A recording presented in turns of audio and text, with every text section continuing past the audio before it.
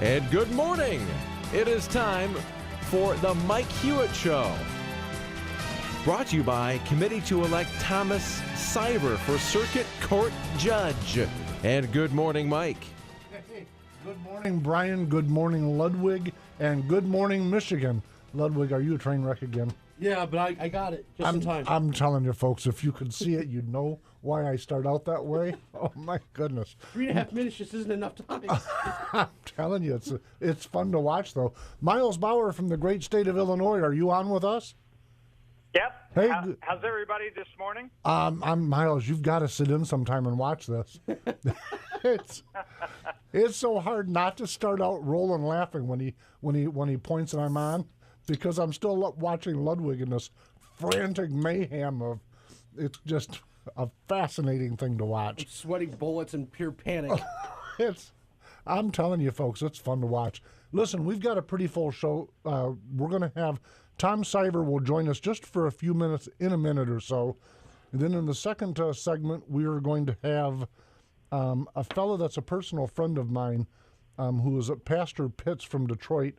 We're going to discuss his experience and, frankly, my experience from the Detroit riots 67, 68, how his family dealt with it, and maybe a little bit of what path he sees we should be on going forward. So I'm looking forward to that. And the Enigma Report today is going to be center left really and not so quick, folks. I'm not buying it. Thank you, media, but I ain't buying it. So that's going to be that conversation. Then, Miles, you missed last week. You were not only tardy, you were absent. Yeah, I had a bit of a phone malfunction last week. So technical difficulties. That's right. It has happened to us before, I'm telling you. Well, listen, I got to tell you, has anyone, I posted on Facebook last night that I needed to, how did I say that? It was kind of funny. I talked about the Democratic Convention. I'm not a big drinker, but I find that a stout Bloody Mary makes watching the Marxist Fest a little easier. I got to tell you, listen, Bill Clinton is still a great speaker. There's no question about that. But anyone truly that's following what's happened historically over Hillary's professional life had to either be like me, fighting from falling asleep, or rolling the floor laughing, one extreme or the other. So, just an amazing thing to me.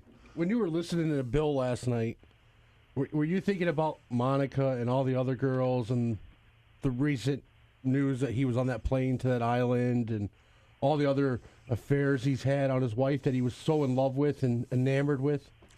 No, I was thinking of the 30,000 missed emails, the wiped clean with that little towel, the Benghazi folks that called for help and never got it,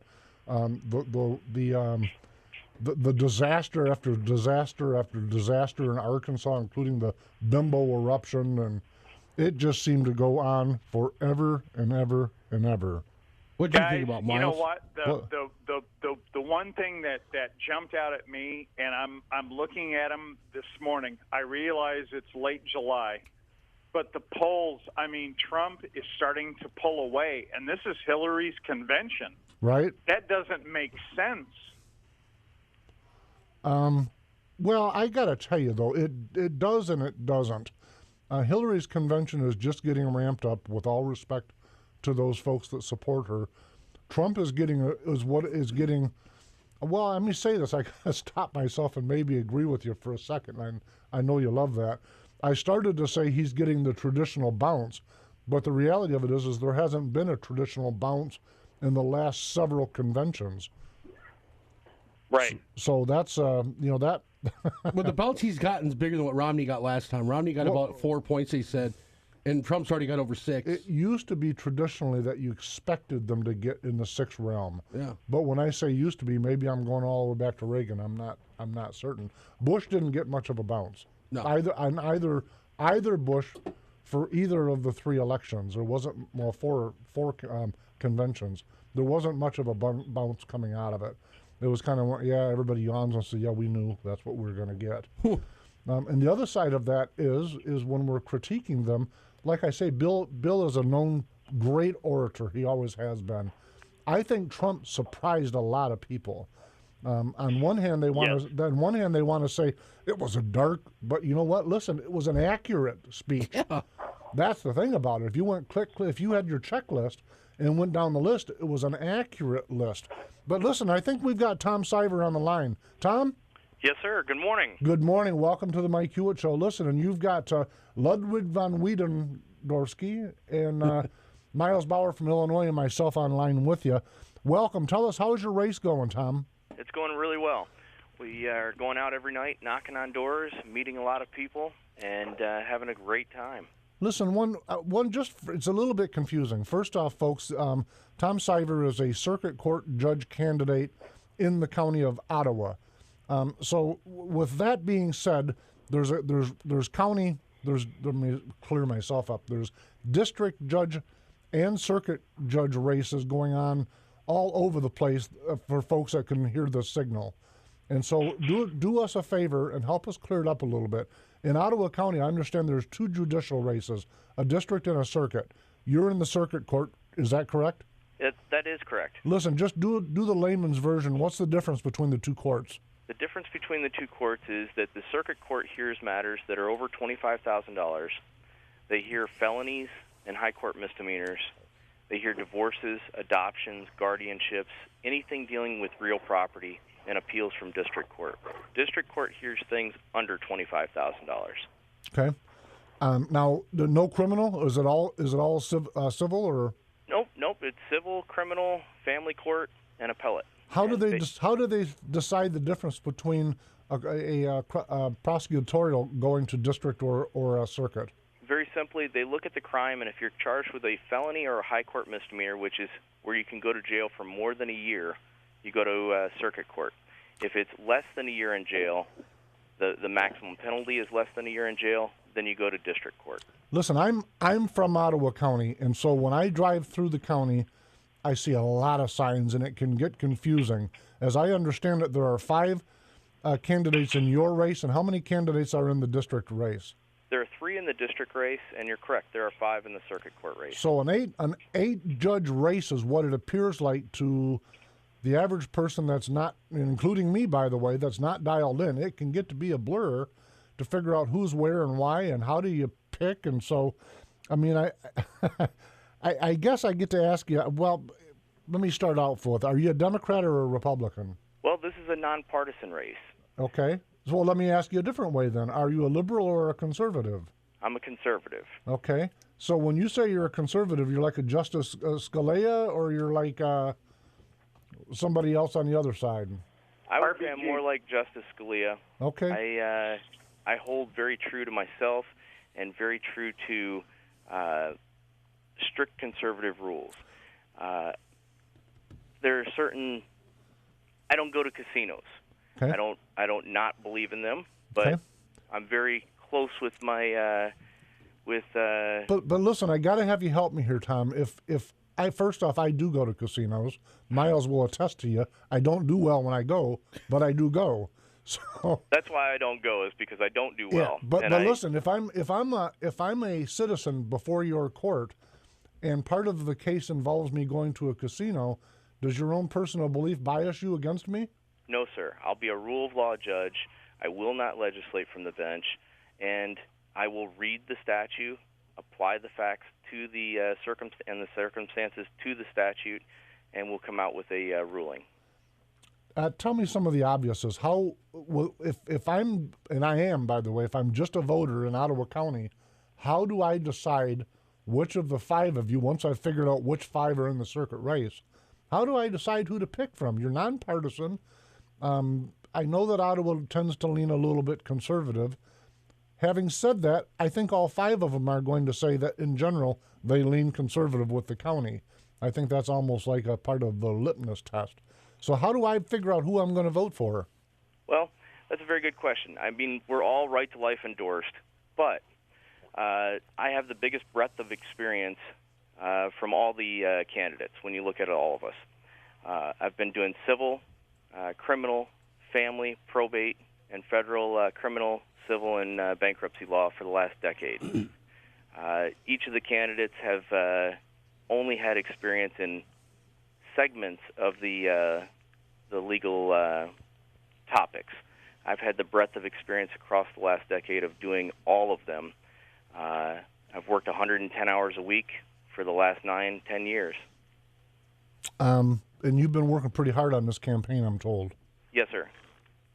Tell me the obvious. In fact, not Miles, Ludwig here and I both have been candidates before, although partisan races. And one of the toughest questions for a person new to politics is, why are you doing this? Why have you decided to run? So, Tom, why are you a candidate for judge? What are you thinking? Well, I'm a candidate for judge because I want to help people in a different capacity other than just being an attorney. Being a judge allows me to make sure all people are treated fairly and that they understand the process that they're going through when they come before the court. I feel like we need to have that connection with our community and our citizens, our neighbors, and our friends, making sure that they understand what is happening to them and what has happened to them. I believe that as a judge, it gives me the ability to help folks in a different way than I'm helping them now. When I've heard you out on the stump talking about being a rule of law and constitution judge, what does that mean to you, Tom? What that means to me is we don't legislate from the bench. What that means is we read the statute and we apply the statute. If you wanted me to legislate from the bench, you would send me to Lansing or Washington, but I'm not applying for that job. What I am applying for is to protect our communities and to apply the statutes that your legislature has passed. Okay, that makes sense to me. Last question for you, and this is an easy one. He's going to go, let's not. Let's say you win, Tom, and you serve your whole career, the balance of your career. I understand you're almost 40, so just for folks to get an idea of what the balance of your career could be. So you sit on that bench for 20, 25 years, and you finally retire. And when citizens, just like Post, by the way, Judge Post, now that he's retiring, when citizens look back at Tom Shiver's time on the bench, how do they remember you, sir? I want to be remembered as a fair and compassionate rule of law judge who honors all of life.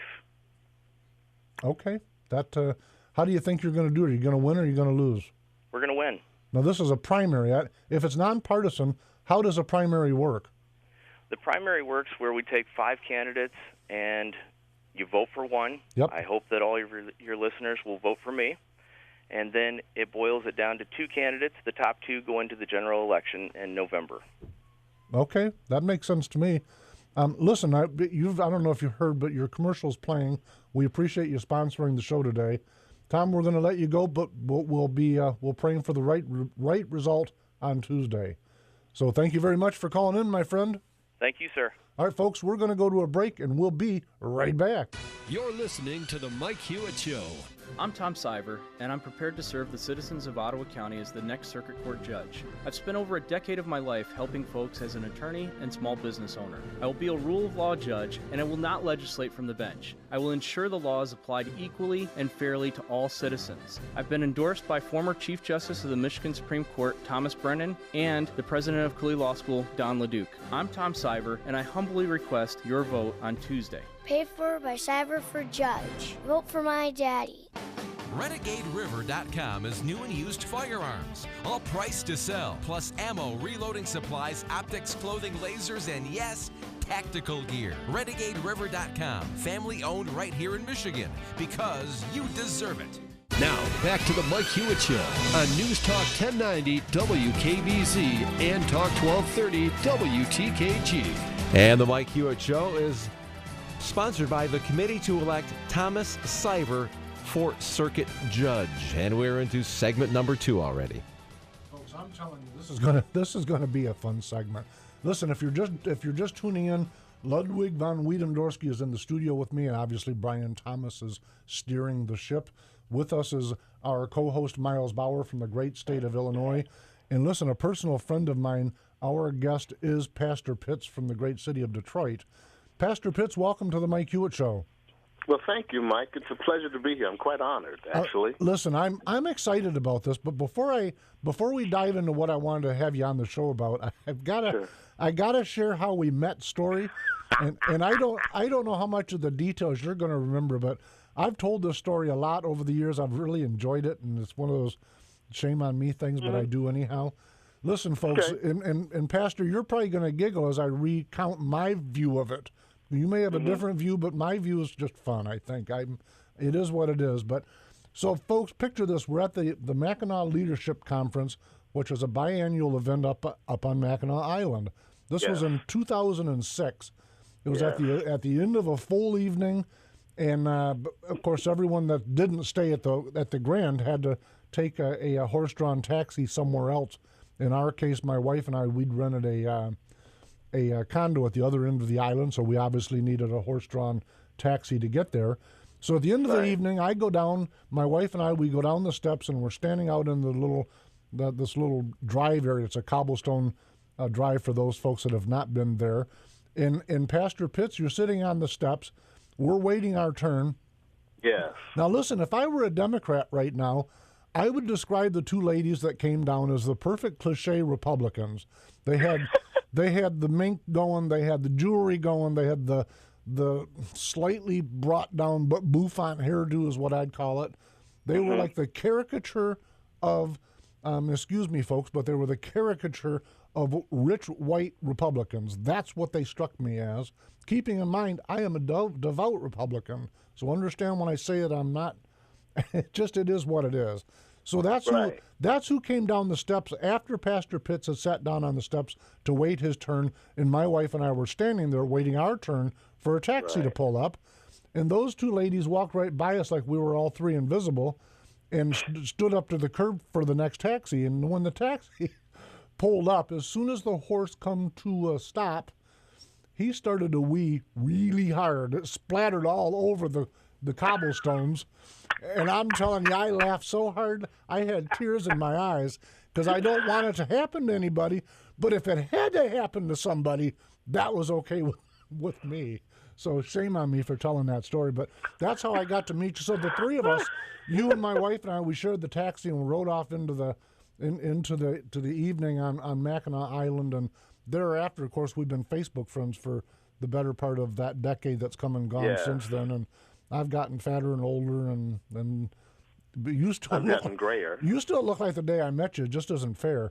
But listen, listen, folks. The reason I wanted to have Pastor Pitts on is that recently in a Facebook exchange we got talking about my memory from Detroit over during the race riots of '67, '68, and in the course of a fairly lengthy couple different threads on Facebook, Pastor Pitts chimed in and talked about his recollection from being a youth in the riots of '68 and a black youth in the riots of '68 and '67, and how your parents handled it.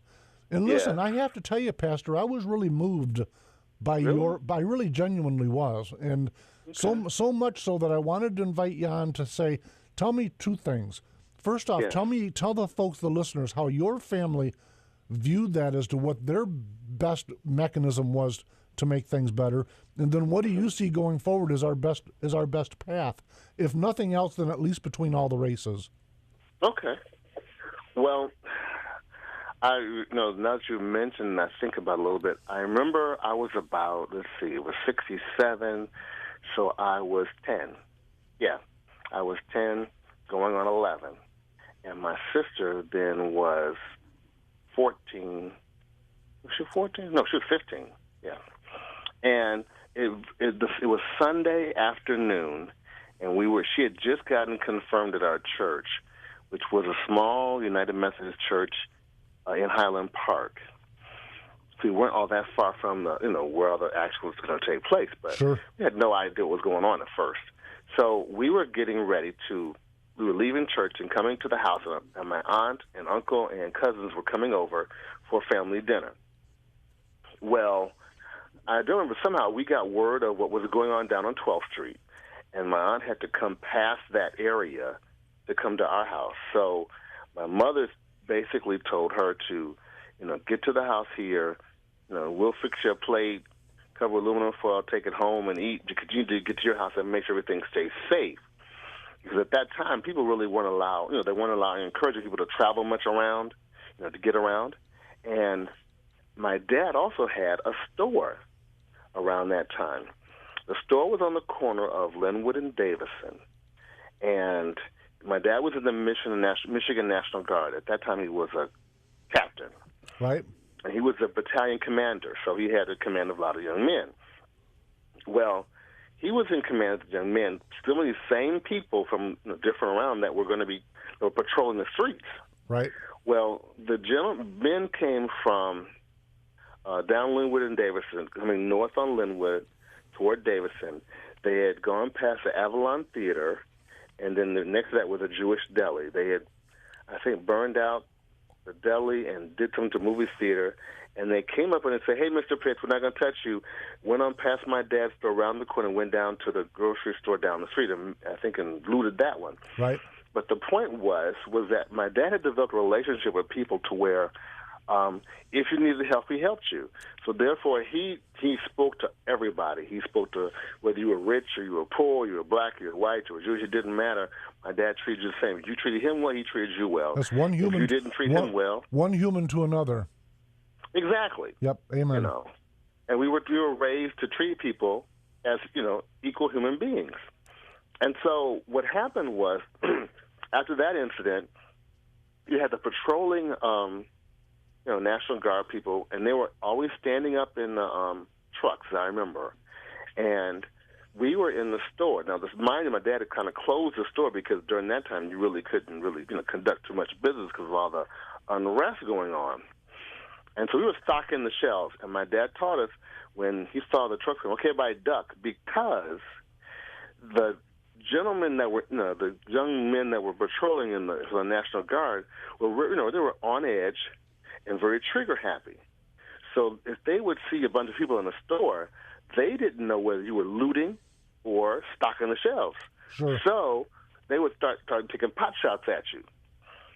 So my dad taught us, okay, everybody duck. We all ducked. The truck would go by, and they wouldn't see anything, and we'd all be safe, and we'd go back to stocking the shelves. Right. And the interesting thing about that time was, the thing that I was so impressed with my dad about was that he found a way. He had a store. He was trying to provide extra income for his family and to be an entrepreneur. That was the one thing on his heart. But he also had to manage that between working in the federal government, working for the military, and doing a good job of managing both worlds, especially dealing with the fact that as an African-American man, he would get it from, to some extent, both sides. There were some people in the military that were very helpful to him, sure, and some that resented him. Right. And there were some people in the streets that, he could befriend and be kind to. Others we had to say, well, no, you can't do this, you can't have that. And it was just, an interesting thing to observe how he walked that line and never became bitter, never became, angry openly. There were injustices, of course, that he had to endure from sure. World War II as Tuskegee Airmen, but my dad he didn't instill those kinds of the things that hurt him into us. There were things we learned to be cautious about, right, and the reality of life as it was then. But we were always taught to be fair, be honest, have integrity and character. So, Pastor Pitts, it seems like your folks, your father specifically, made a conscious decision to say, I can either be part of, hating to be cliche here, folks, but I can either be part of the problem or part of the solution, and he opted to be part of the solution. Am I jumping to a conclusion with that? No. It was very much true. I mean, his whole perspective on the take of the unrest and the civil unrest that was going on was not the approach to take. No, so in other words, not to put words in your mouth, but he recognized that a lot of the points that they were trying to make was correct, but didn't see their path as the way to get those to get the remedies for what needed to be cured. Yeah, definitely, because at that time I forgot how old my dad was, and I don't know, I had to calculate it later, but he was more mature than the average person that was out, how young people, typically speaking, sure, in their late teens, early 20s, very impetuous, idealistic, and want change, and they want change right now. Yep. Well, the whole thing is change takes time. Now, it doesn't, it's not pleasant, but that's the way it is. Just to get things done differently, you've got to change hearts and minds, and then you can change action. Listen, help me though, Pastor Pitts. Let's a little bit of time we've got left. Help me lean forward now. Now now we're from 67. And by the way, folks, I've mentioned in the past that during the time that Pastor Pitts is talking about in Detroit, I was at Henry Ford's Hospital as a patient watching this out the windows. Yeah. And the important part about that, at least from my perspective, is that Henry Ford's parking ramp was used as the National Guard staging area. And so there's no question in my mind that there was a point in time, probably many times, when your father and I were on the same property during those times. But that said, now we're decades later, and some of the folks from them are gone, and some of us are no longer like you and me. I was 7, 8, and 9 through the worst of those 2 years. And, of course, I'm a little bit older than that now, but I just found out you're a couple years older than me. But listen, we're ways down the road. But of recent, we've heard a lot more angst again with Black Lives Matters and the division in the races. And I got to tell you, I think human nature is to think that people like them. And so when we're not directly confronted with this stuff, we like to lull ourselves. At least let me speak personally. I like myself to lull myself to think these things are getting better. And then we run into the Black Lives Matter. So I wanted to ask you 2 questions really pointedly. The first thing is, am I lying to myself? Are things getting better or not since back then? Ooh. I told you it was going to be easy softball stuff, Pastor. Right. Easy softball, sure. In some ways better, in some ways not. Okay. That sounds like such a very, off the cuff, but it's true. I mean, if you look at per capita, not necessarily, but if you look at there are individual achievements that have gotten better. People have you do have the ability to get a better education if you work at it, and if you use the right connections or opportunities out there available to you that maybe were not available to you back then. That's true. But now for the, I guess you say the masses, no, because, you have people that no matter what's put in front of them, they'll make poor choices. Right. And that's regardless of color. Sure. That has nothing to do with it. Just the nature of human nature is, the heart of man is wicked and evil. So people just often choose to do those things. Plus, it's unfortunate, but I've come to understand that people actually always find ways to divide themselves as opposed to find the same things to unify. And it maybe extends from the Tower of Babel when people were coming around together in one voice and building a tower, and God said, let's scatter their language. Otherwise, these jokers will build a tower to heaven and get up here. Right. But, maybe that's, and so the nature of people is to always divide themselves as opposed to always, instead of uniting themselves. You can have, let's say black people all together in one room of different hue, and instead of coming together because the common experience in ethnicity, it may be a discussion of the brown paper bag test. Right. Who's lighter, who's darker, that kind of thing, or who's more activist, or who's more whatever. Well, you might have white people in a room together, and somebody might be the whole thing, well, I got more money than you, and you have less money than me, and I have a better education, so I'm better than you. As opposed to let's all come together. I got to tell you on that particular point, though, I worked for a fella. This is a number of years ago. He's I can't think of his name. Bailey, down in the Southfield area. I worked for this fellow for a couple of years. He owned a business, and I was his employee. He was a black guy, but listen, he was from the United Kingdom, and so when you talk to him, if you closed your eyes, you thought you were talking to Winston Churchill, right? Because of the accent and all of that, and the way he views things was different. Very different, one of the things that stuck with me that he described, he said that where he was from, there was a lot of classism. So, and you remind me of that from your vantage point, because he said, there's classism where it wasn't what color you are or what your ethnicity was, it's what you own and who you were and what family you came from and what neighborhood you lived in. And he said, so when he came to the United States, he traded classism for racism, but felt that both were just as poisonous. And they are. Yeah. And they are. And that is the thing. In America, I think we deal so much with racism on some level, but then now is a lot of classism, which people mistake for racism. Listen, I gotta tell you, some of this is not theological or social. I think some of it's hardwired, and it's how, and I believe this. So everyone that doesn't can shoot at me, and I'm okay with that. But I think there's some hardwiring that goes into people being familiar with or seeking commonality with people that they surround themselves with. I don't think it's that X person doesn't like Y person because they're X and Y. I think that folks, it kind of goes to your point. It doesn't matter, if there's 4 redheads in a room full of white people with blonde hair, it seems like those redheads are going to have some commonality, and there'll be some lighthearted jokes about it and all of those things. That's clearly not a racist thing. You know what's funny about that, though? Tell. And my brother just said this to me the other day. He goes, he was in a situation he shouldn't have been in. And he goes, I get along with all the black guys. He does what now? I get along with all the black guys. Yeah. Way better than the white people. I said, Alex, I always have too. I don't know why. Yep. Probably because I don't care. I just go around the people that are most, I don't know, like you said, like me, but may not look like me. They don't look like him. We were not raised that way. Pastor Pitts, I'm telling you, they don't look like him. Okay? No, I'm a fat white guy. It really becomes the idea of shared values. Yeah, I think that's exactly where I wanted to take that, is it does inevitably transcend to shared values. Yeah. And it's like you and I've considered you a dear friend for a decade. Yes. But we have a shared value, both from a sense of faith and from a sense of some ideologies. But one of the things, by the way, we're out of time, but before I let you go, one of the things I wanted to leave folks with that I respect you the most from is I've known you for a decade. I know you tend to be conservative, but not on every issue. But for $5 million, I don't even know what party you identify with, because you're just an honest guy about your views. So I don't hear a lot of party rancor in your rhetoric, and I compliment you with that. Oh.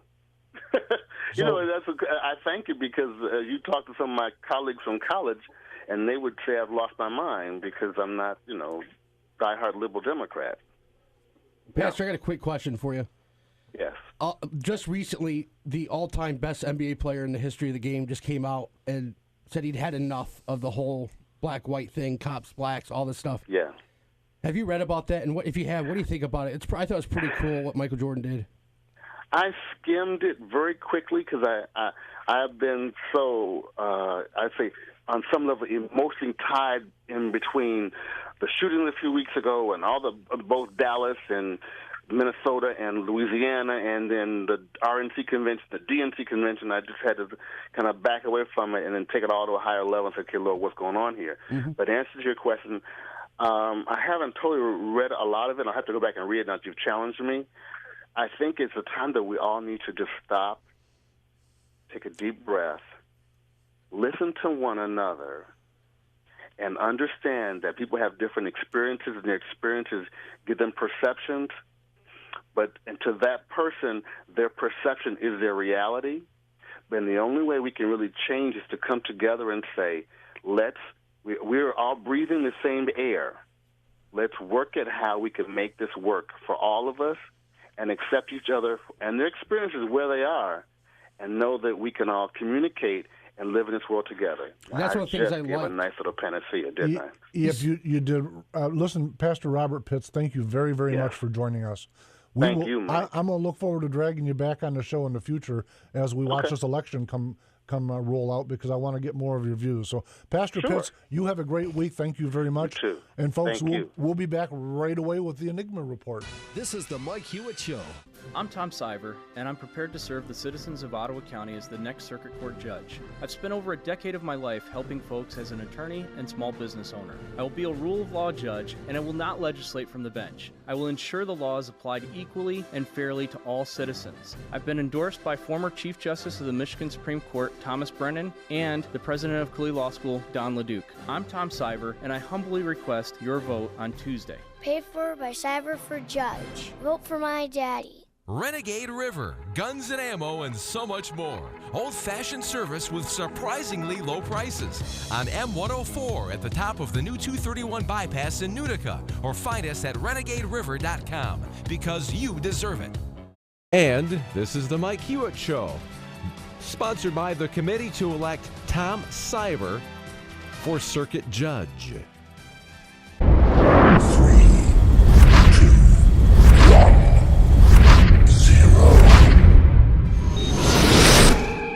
You have arrived to your final destination on your journey through reality. Welcome to the Enigma Report, and we have arrived. The topic today is, are we really center-left? And because we're told at every message is that America has slid, both primary parties, the main two parties, Democrat and Republican, feel like they've really slid to the left. I hear it everywhere. We're inundated with the message. Maybe that's true. We were talking off air about how Bill Clinton's campaign from 1992 would probably be considered moderate Republican now. Certainly Miles and I back then spent hundreds of hours debating what was going on with that particular campaign and then presidency. But I got to tell you, in my gut, I just don't believe it. And I think you, Ludwig, said off air that a lot of the folks are not actually sliding left; they're in the closet now. Is that? I think that they have to publicly say that, but they actually don't live that because it's politically correct. Yeah, and we talk about politically correct a lot on this show. The great term that extends forward from the Communist Party of the Soviet Union, where party leaders told you this is what you're going to buy into, and it feels more like that's happened than it does anybody's core belief. And listen, I've watched Donald Trump, and Miles will laugh at this, and I'm sure he'll jump in. But as I've watched Donald Trump get beyond the primary and head into the general, and I'm watching him closer, and I'm watching him with I like to think a more honest eye, because I was against him. Listen, he's sounding reasonable, but the one thing I've noticed about him, why everyone is talking about him being bombastic and over the top, he sounds a lot like the language we all used in 1975. And so and when you look at his age, that almost makes sense. He has not bought into the political correctness whatsoever. And so the folks that are voting for him and that have voted for him through the primary, maybe they're the ones that said, we're not going in the doggone closet. Miles, what do you think? I'm sure you remember when I said, look, if you disagree with Obama, you're a racist. Yep. If you disagree with Hillary, you're a misogynist. And it's this political correctness that I think people aren't going to talk out loud about, but that they hold their beliefs to themselves and that they're going to take to the poll in November. I mean, I think we're going to figure out where we are as a country once the voting, settles. But I think, the press, the media has just suppressed anything that isn't uber left to where, you don't feel comfortable speaking out. And that's I think where Trump is coming out now. He's referred to as bombastic and he's saying all this, but he's kind of saying BS on all this stuff. This is what I think, win, lose, or draw. I got to tell you, I think you're right. I really do. Now, this is probably why I write books and I'm on the radio. I refuse to surrender. I'm no surrender, no retreat mode, and I've been in that mode since for me in my personal world, the Great War. I'm not giving up another inch. And if they don't like it, now listen, don't misunderstand me.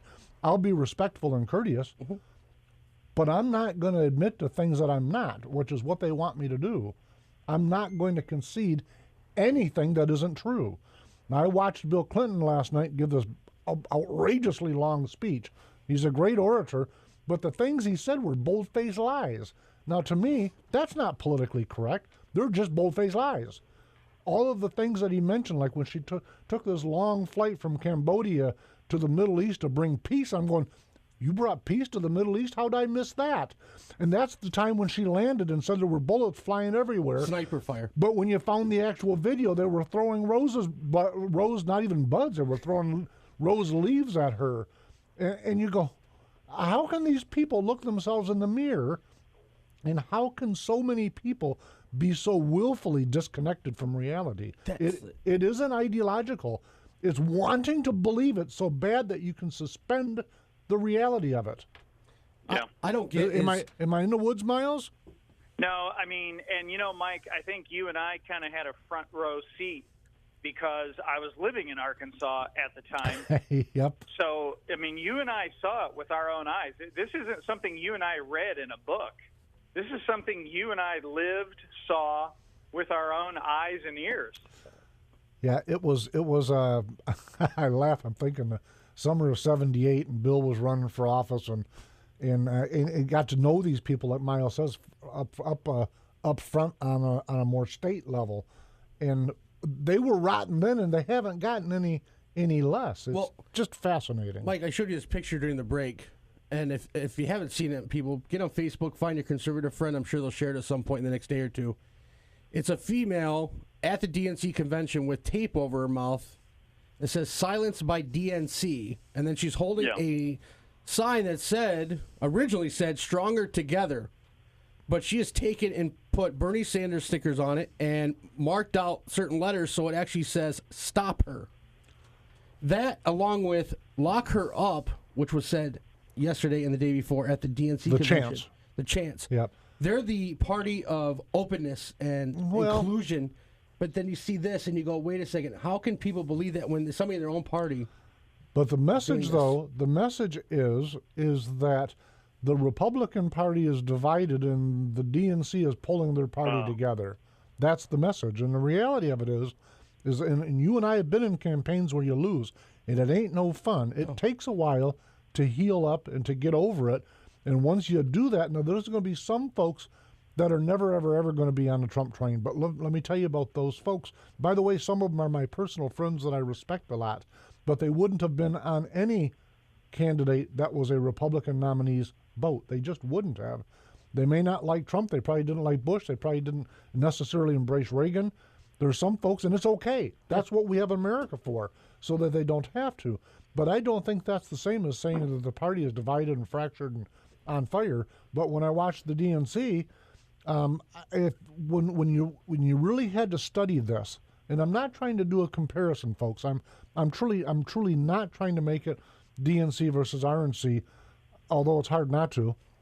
But when I look at the camera angles, and it looks like the chairs are filled, but once in a while somebody somewhere will show the rest of the stadium. Folks, there was a lot of empty chairs there. So they're just, when I look at what the media is portraying, I don't think they're being honest with us. They were locked out. No, some of them got up and left. Yeah, before Clinton talked, apparently a lot left, but there was also some other videos that a lot of Bernie supporters were locked out at 10 o'clock before Bill got on stage. They wouldn't let him in? They wouldn't let him in. Yeah. Does that go with the wall won't work, but the 4-mile fence will? Yeah. Do you guys love the way, though, that the press said that the RNC was a train wreck, and yet now that you really look at it, it's really the DNC is the burning garbage dumpster, and that in comparison, the RNC was like a love fest. Yeah, but the media is really not portraying it that way. They're going out. But listen, it goes to little things like them cutting away from the, was it Tiffany, the young daughter? Mm-hmm. They cut away from several speeches that I thought were key speeches at the RNC, and they didn't do that unless it was an illegal immigrant. They didn't cut away from any of the things that the Democrats felt were bona fide. And I'm talking about across because I went from NBC to CNN to Fox News.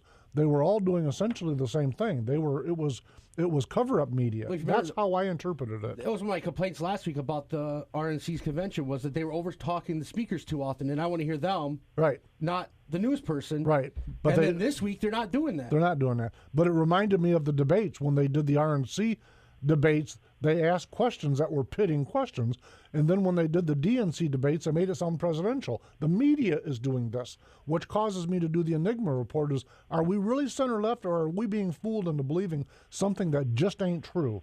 We're buying a car without an engine, being told that it's going to do 0 to 60 in 2 seconds. It's a fast one. It is. I'm not buying it. Just doesn't have an engine, though. I'm not buying it. But you have to. It ain't for sale. It is. Nope. Oh, okay. Well, I'm just, to me, it's lunacy to think that, I mean, listen, Obama's been transformational like he promised, but it's lunacy for me to think that a huge swath of the American electorate traded in their morality for convenience and a free phone. I just don't believe it.